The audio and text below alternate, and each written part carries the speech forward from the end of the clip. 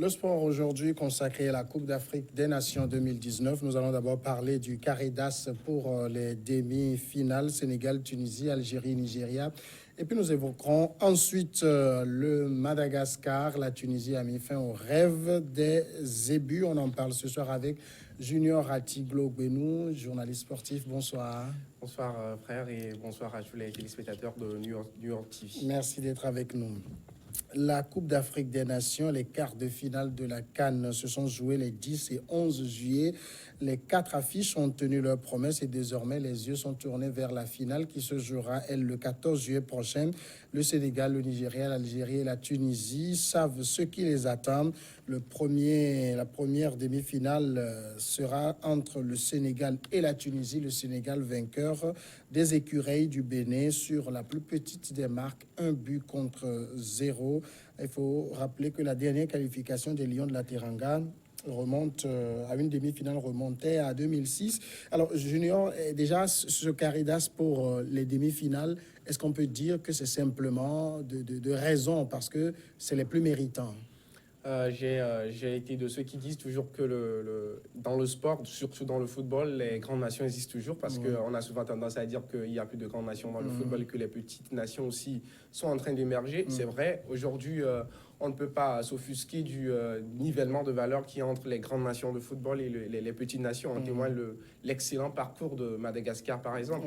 Mais quand on va dans le carré d'axe de cette Coupe d'Afrique des Nations, on constate de visu qu'il y a jusqu'à 2 mondialistes et un mondialiste qui était à la Coupe du Monde 2014. Je veux nommer là l'Algérie qui avait fait un très bon parcours en 2014. Le Sénégal était en Russie. La Tunisie était la meilleure équipe africaine en Russie en 2018. Ça montre quand même que ce carré d'as a été respecté. Le Nigeria aussi était en Russie en 2018. Donc, 3 mondialistes pour un ancien mondialiste qui a fait une très bonne compétition. Je crois que la logique est respectée dans cette configuration-là. Maintenant, le match entre le match du Sénégal et de la Tunisie, déjà pour planter le décor, c'est que ce sont 2 anciens mondialistes. Le Sénégal avait participé à la Coupe du Monde en 2018 en Russie. Et vous avez fait bien de rappeler le Sénégal en 2006, qui déjà en Égypte était à ce même stade de la compétition, mais malheureusement il s'est fait sortir par une équipe égyptienne qui a été opportuniste. On se souvient de la génération des Habib Bey et consorts. Donc aujourd'hui, c'est à cette génération mené par Aliou Cissé d'aller quand même essayer d'aller pourquoi pas en finale et de remporter cette compétition parce que c'est la première nation au classement FIFA au niveau de l'Afrique. Et la Tunisie, la 2e nation au classement FIFA au niveau de l'Afrique. Donc je crois que c'est la première nation contre la 2e nation. Donc c'est un match qui sera très très intéressant dans sa perspective. Alors sur le tapis entre les 2 lions, je pense qu'il y en a entre le lion et les aigles, hein, c'est ça, les aigles de Carthage et les lions de la Teranga. Qui part favori? Déjà, sur le papier, vu le classement FIFA, je m'attelle encore à ce classement puisque c'est le classement officiel, le Sénégal pas favori. Maintenant, vu le contenu pris individuellement, l'équipe sénégalaise n'a rien à envier à l'équipe tunisienne avec les Kalidou Koulibaly qui est aujourd'hui l'un des meilleurs défenseurs au monde, Sadio Mané qui est aussi l'un des meilleurs attaquants au monde, donc c'est une équipe à ne plus présenter. Mais la Tunisie a cet avantage-là par rapport aux autres équipes africaines d'avoir une culture tactique qu'il n'y a nulle part en Afrique. La Tunisie, pour avoir vu l'Espérance de Tunis, les Clos Espérance de Tunis et autres joueurs en Tunisie, c'est une équipe qui a une culture tactique au-delà de toutes les autres équipes africaines. Donc, sur ce terrain, je crois que le Sénégal a vraiment à se méfier de cette équipe parce que c'est une équipe qui a montré crescendo dans cette compétition. On rappelle que hier seulement était la première victoire tunisienne face au Madagascar puisqu'ils ont fait 3 matchs nuls en phase de groupe et ont fait un match nul face au Ghana qui les a emmenés au tir au but et pouvoir se qualifié pour les demi-finales. Donc, le Sénégal a vraiment à se méfier de cette équipe tunisienne, mais je crois que le Sénégal n'est pas favori sur le papier. Sur le papier. Mais quand on regarde quand même la prestation de la Tunisie durant cette Coupe d'Afrique, ça n'a pas beaucoup brillé, hein? Justement, c'est ce que je rappelais. Je dis en phase de groupe, l'équipe tunisienne, l'équipe amenée par Alain Giresse, il faut le rappeler aussi, qui était très bon technicien. Il a conduit le Mali, on se souvient, en 2012 jusqu'en demi-finale. Donc, à sa tête à l'Algérie. Cette équipe n'a pas brillé en phase de groupe. Mais l'avantage qu'a cette équipe, c'est de monter en crescendo. Au fur et à mesure de la compétition, on a vu que la Tunisie a élevé son niveau de jeu. Par exemple, quand on prend l'effectif tunisien, pris individuellement, emmené par un certain Youssef Msakini, qui est aujourd'hui le capitaine de cette équipe, qui n'a plus 90 minutes dans les jambes, ça montre que c'est une équipe qui, en son sein, est quand même assez vieillissante, puisque les Wabi Kazri, les Msakini, les Sassi jouent maintenant depuis plus de 5 ans. Et c'est la 4e CAN, si je ne me trompe, pour Youssef Msakini. Donc, c'est une équipe qui a du vécu. Mais je pense que cette équipe tunisienne, malgré le fait qu'elle n'ait pas brillé en phase de poule, reste malgré tout dangereuse. Et c'est la raison d'ailleurs pour laquelle cette équipe reste dangereuse, c'est parce qu'elle n'a pas brillé en phase de groupe et qu'elle est passée face à une équipe ghanéenne qui était vraiment coriace. Alors, quand on regarde la prestation du Sénégal face au Bénin, on avait pensé que les Lions de la Teranga allaient littéralement écraser les écureuils, mais ça n'a pas été ça. On a vu une équipe béninoise très combative jusqu'au bout. Est-ce que ça veut dire que le Sénégal, c'est pas aussi ce Sénégal qu'on attendait véritablement? Déjà, il faut rappeler en phase de groupe que le Sénégal avait perdu un match de luxe, d'ailleurs, face à l'équipe algérienne qui les avait battus sur un score étriqué de 1-0. Cette victoire aujourd'hui face au Bénin ne remet rien en question par rapport à l'effectif d'Aliou Cissé. Je pense qu'ils doivent dépasser ce défi psychologique parce que le problème du Sénégal depuis maintenant 5 ans, depuis qu'ils sont amenés par Aliou Cissé et depuis qu'ils ont un effectif assez juteux, le problème de cette équipe sénégalaise, c'est le défi psychologique. Il faut qu'ils passent ce défi psychologique-là. C'est pas cher payé de faire un score de 1-0 face aux Béninois. Lorsqu'on sait que le Bénin a éliminé déjà en 8e de finale une équipe marocaine qui était donnée favorite de cette compétition avec, on sait, les pléthores de stars qu'il y a au sein de cette équipe marocaine. Donc je crois qu'un score de 1-0 face à une équipe béninoise qui mentalement est assez difficile à bouger, il faut le rappeler, avec Olivier Verdon, par exemple, Stéphane Sessegnon, qui est le cadre, l'image quand même de cette équipe béninoise. Donc je pense qu'un score de 1-0 face à cette équipe béninoise ne remet en rien l'équipe d'Aliou Cissé. Maintenant, c'est vrai, tout n'est pas parfait. Il faut encore essayer de voir certains secteurs parce que, par exemple, la fois passée face au Bénin, il y a Ismaël Assar qui n'a pas été titularisé. Le problème d'Aliou Cissé aujourd'hui, c'est de définir clairement un système et des joueurs 11 types qui peuvent débuter aujourd'hui dans l'équipe sénégalaise. Il a du mal à trouver ce 11 type-là. Parfois, quand on voit que Idrissa Gana Gueye, malgré le fait qu'il soit blessé, est mis sur le banc de touche, cette équipe sénégalaise n'arrive pas à trouver son 11 type, en témoigne la titularisation d'Henri Savé face à l'équipe béninoise. Alors, la seconde demi-finale, c'est l'Algérie et le Nigeria. Là également, c'est de grands habitués de football. Au niveau du Nigeria, on s'est débarrassé des Bafana, 2-1. C'est de la belle manière? Je crois que l'équipe du Nigeria n'était pas attendue en demi-finale. Malgré qu'on sait que l'équipe nigériane est une grande nation du football, il faut rappeler que l'équipe nigériane a raté les 2 CAN précédentes. Donc, c'est une nouvelle encore génération qui est venue à cette Coupe d'Afrique des Nations-là. L'équipe sud-africaine, moi, je l'attendais plus remuante face à cette équipe nigériane en quart de finale, malgré le fait que le Nigeria ait un effectif pléthorique de stars. J'attendais plus une équipe sud-africaine qui, ma foi, m'a un peu déçu sur ces quarts de finale. Après ce qu'ils avaient montré en 8e de finale, éliminant une équipe égyptienne qui était organisatrice à la fois et favorite à la fois. Donc je pense que cette équipe est nigériane face à une équipe sud-africaine qui n'a pas montré son réel niveau. Maintenant, le Nigeria doit se poser des questions parce qu'aujourd'hui, c'est l'Algérie. Et l'Algérie peut se bomber la poitrine et dire que c'est la seule équipe africaine qui a défié toutes les équipes au format différent dans cette Coupe d'Afrique des Nations. Je veux parler là du Sénégal, qui est une équipe au format nigérien. Je veux parler des équipes d'Afrique noire, si je me permets un peu le thème. Et l'Algérie a aussi affronté des équipes d'Afrique australe, donc le Kenya par exemple. Donc c'est une équipe qui a eu l'avantage d'affronter tous les profils, tous les types d'adversaires africains dans cette Coupe d'Afrique des Nations. Maintenant, le Nigeria a à sa tête, je mets toujours un accent sur un entraîneur parce que je me dis qu'une équipe faible avec à sa tête un entraîneur intelligent est plus difficile à battre qu'une équipe forte qu'avec à sa tête un entraîneur qui tâtonne. Donc à la tête du Nigeria, c'est Gernot Rohr, le franco-allemand, qui est assez intelligent, qui a assez de vécu aussi sur le continent. Donc à lui maintenant de placer les pions et de dire à ses joueurs clairement d'aller à 200% parce que l'équipe nigérienne, elle est encore très très juste dans cette compétition-là. Si avec le même niveau que le Nigeria évolué dans les compétitions, dans les matchs précédents, et que le Nigeria se présente encore face à cette équipe algérienne, je pense que ça ne va pas passer parce que l'Algérie, elle est vraiment solide. L'Algérie, oui, vous l'avez dit, elle est très solide parce qu'elle a convaincu jusqu'à présent. L'Algérie, à la différence des CAN précédentes, a élevé son niveau physique. On connaît l'équipe algérienne pour sa qualité technique, parce que l'Algérie, quoi qu'on dise sur le continent, c'est l'équipe qui produit le plus de joueurs en termes de qualité technique. Je veux nommer là Rabat Majer, qui est l'un des grands techniciens du football africain.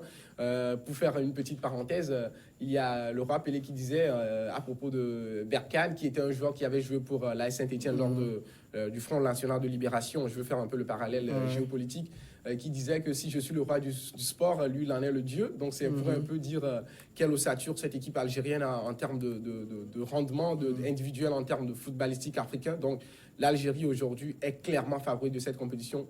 Autant après avoir éliminé l'équipe ivoirienne en quart de finale dans un match qui est pour moi le meilleur match aujourd'hui jusqu'à cette étape-là de la compétition. Donc l'Algérie, elle est clairement favorite.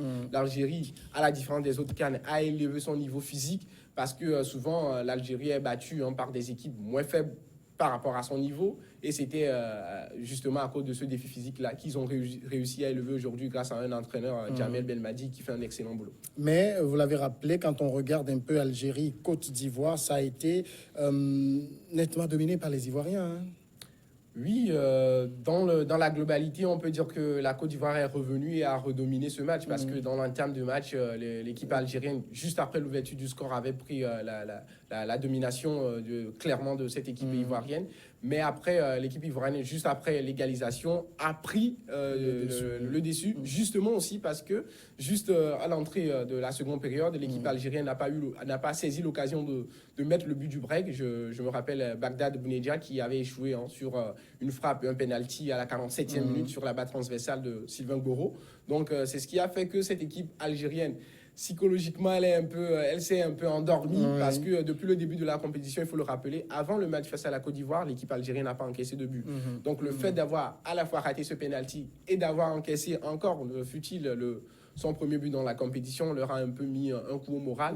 Mais heureusement, l'équipe de Jamel Belmadi est passée dans un trou de souris pour pouvoir s'immiscer dans le carré d'as de cette compétition. Mais lorsqu'on a joué quand même 120 minutes et que quelques jours après, on doit être au niveau de la demi-finale, on part légèrement moins en forme que les autres. Hein. L'avantage qu'a l'équipe d'Algérie, encore une fois, c'est parce que c'est l'équipe qui présente aujourd'hui le plus d'à-propos, à part le Sénégal, à pouvoir prétendre à un titre continental. L'avantage qu'a l'équipe d'Algérie, c'est la profondeur de banc. Aujourd'hui, on prend des joueurs comme Yassine Brahimi, le super sub d'ailleurs de cette compétition qui est déjà à 3 buts. Je veux parler du joueur du Napoli, Adam Ounas, qui est déjà à 3 buts, mais étant remplaçant dans cette équipe, ça montre quand même la profondeur de banc de cette équipe algérienne. Donc, je crois que l'avantage aujourd'hui de cette équipe algérienne, c'est d'avoir une profondeur de banc. Ça témoigne aussi le fait que Riyad Mahrez, le ballon d'or africain de 2017, a été remplacé au bout de 70 minutes dans ce match face à la Côte d'Ivoire. C'est-à-dire l'audace quand même qu'a cette équipe de pouvoir faire remplacer son meilleur joueur, qui plus est son capitaine, dans un match crucial de quart de finale à élimination directe face à une équipe telle que la Côte d'Ivoire. L'Algérie n'a pas à avoir peur d'avoir disputé les 120 minutes. Ils ont une profondeur de banc assez riche, assez copieuse. Le seul couac au niveau de cette équipe algérienne, c'est la blessure de Youssef Attal, qui s'est fait mal à la clavicule quand on sait que c'est une partie sensible pour un sportif. On lui souhaite tout le meilleur, mais quand même, j'espère qu'il aura un remplaçant en la matière de Zéphane. Et Algérie-Nigeria, ça va se jouer sur des détails? Le match Algérie-Nigeria risque malheureusement de se jouer sur des détails parce qu'on a là 2 techniciens de qualité. Je veux nommer Gana Traore et Jamel Belmadi. Même si Jamel Belmadi, il faut le rappeler au début, n'a pas eu l'accréditation de la presse algérienne lorsqu'il a été nommé en remplacement de Rabat Majer, déjà en 2017 avec les déboires qu'a pu connaître cette équipe algérienne avant sa prise de fonction.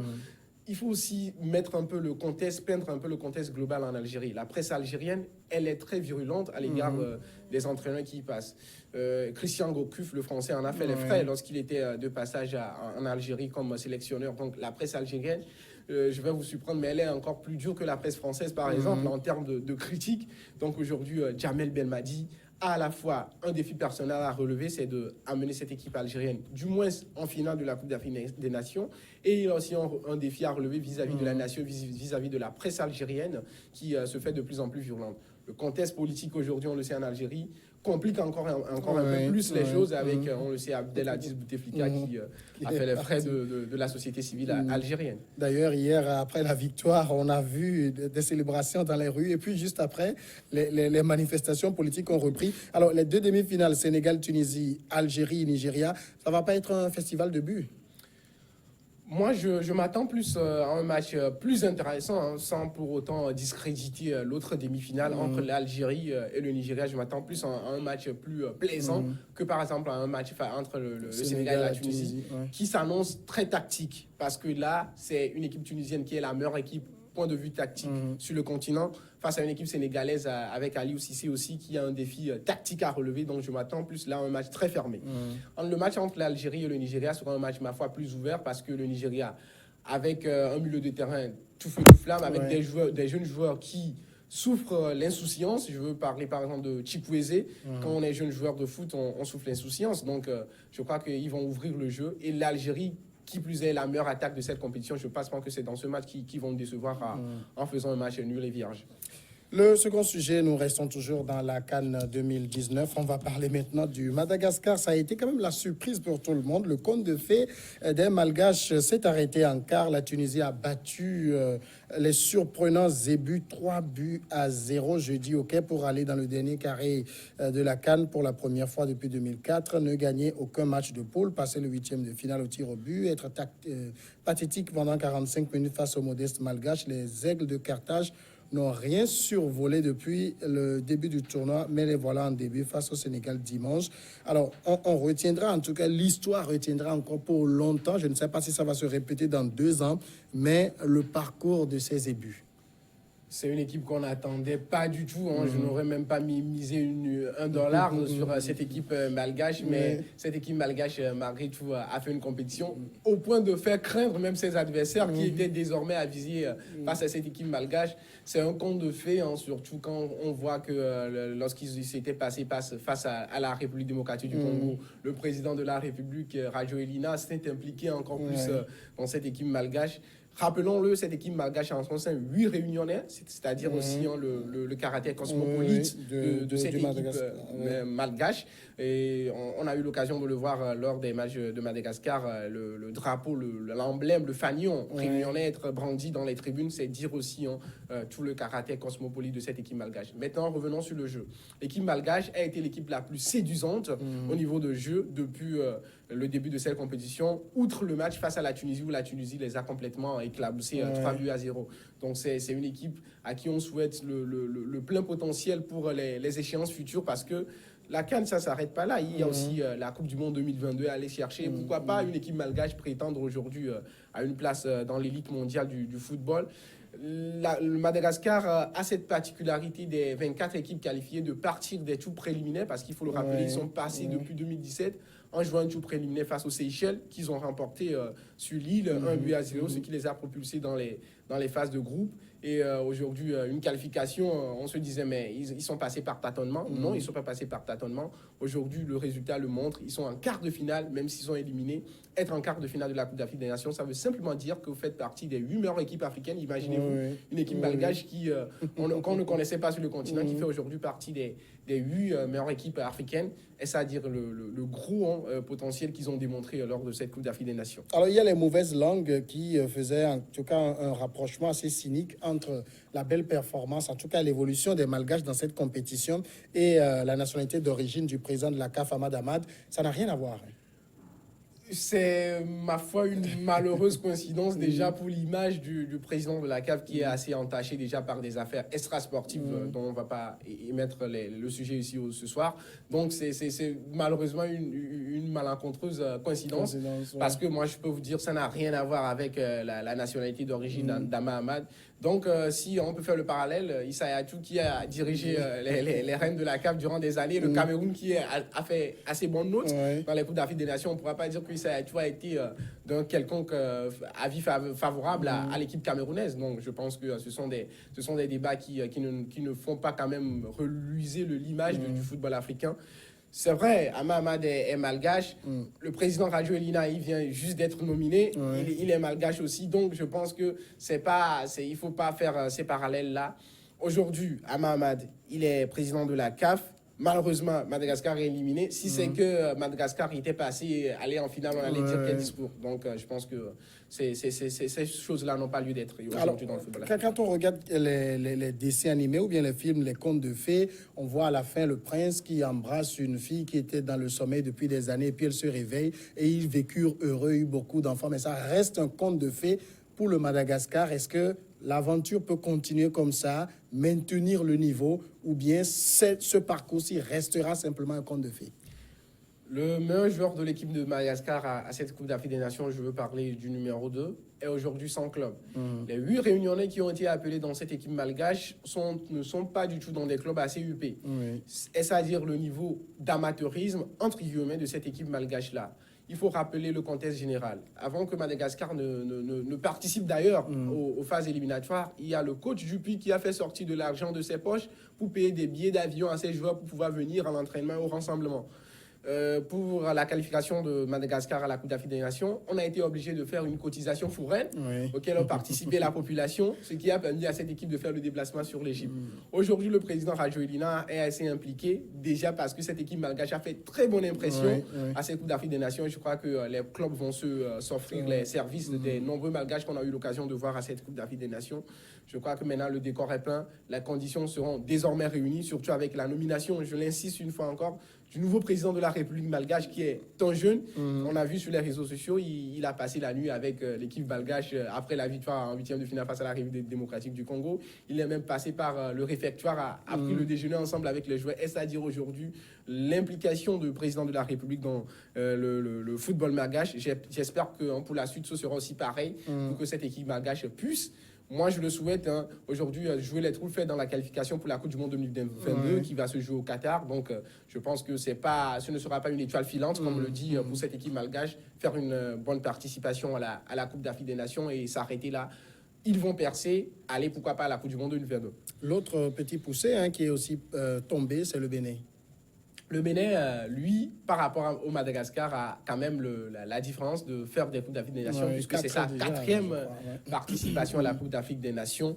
Le Bénin, la génération Cessignon, des rescapés de la Coupe d'Afrique des Nations de 2008 et 2010, de cette équipe béninoise, qui a eu déjà le mérite de sortir d'un groupe qui était âprement disputé en phase de qualification de la Coupe d'Afrique des Nations, composé du Togo, de la Gambie, de l'Algérie aujourd'hui, qui est en demi-finale. Donc, cette équipe béninoise aussi a fait une très bonne participation, même si, encore, sur un match de 90 minutes, le Bénin n'a pas encore gagné de match dans cette Coupe d'Afrique des Nations. Ils sont passés au forceps face au Maroc au tir au but. Donc, on attend toujours la première victoire en 90 minutes de cette équipe béninoise.